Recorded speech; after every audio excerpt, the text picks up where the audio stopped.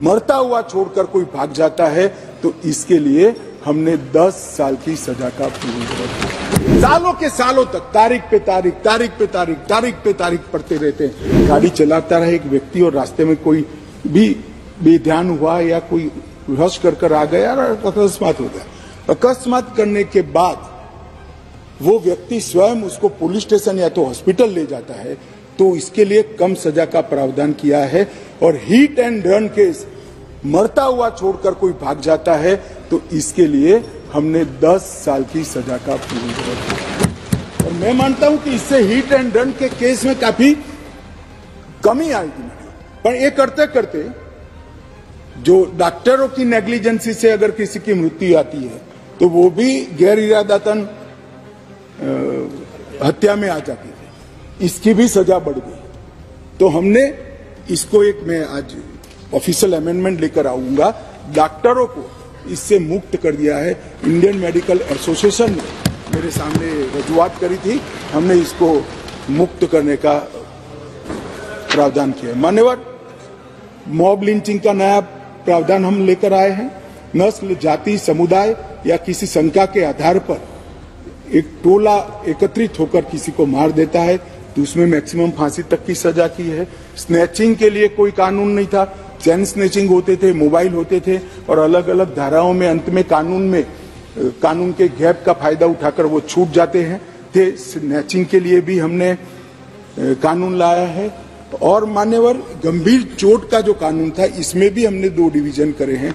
किसी ने किसी के सर पर लाठी मार दी, इंजर्ड हुआ तो उसको सजा तो होनी चाहिए, परंतु लाठी मारने के कारण वो ब्रेन डेड हो गया या अपाहिज हो गया तो इसकी सजा इतनी नहीं होनी चाहिए।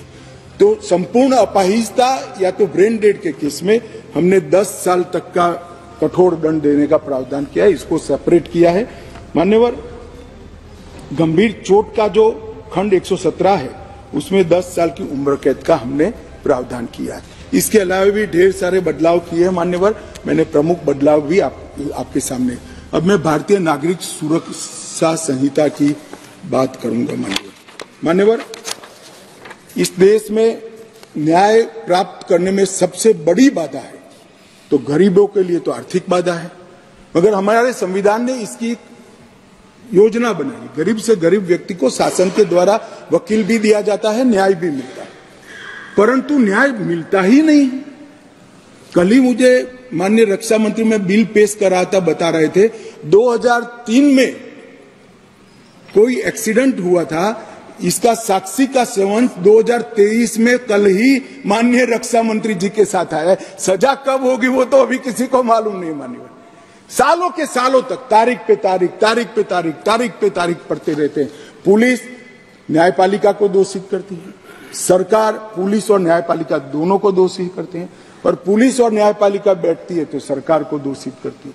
सब एक दूसरे के पीछे कानून का सहारा लेकर हमने इस कानून में ढेर सारी चीजों को हमने स्पष्ट कर दिया। मैं इसको बहुत बारीकी से बताना चाहता हूं मान्यवर, क्योंकि ये समझना कानून बनाने वालों के लिए बहुत महत्वपूर्ण है। मान्यवर, पुलिस द्वारा दंडित कार्यवाही सीआरपीसी में कोई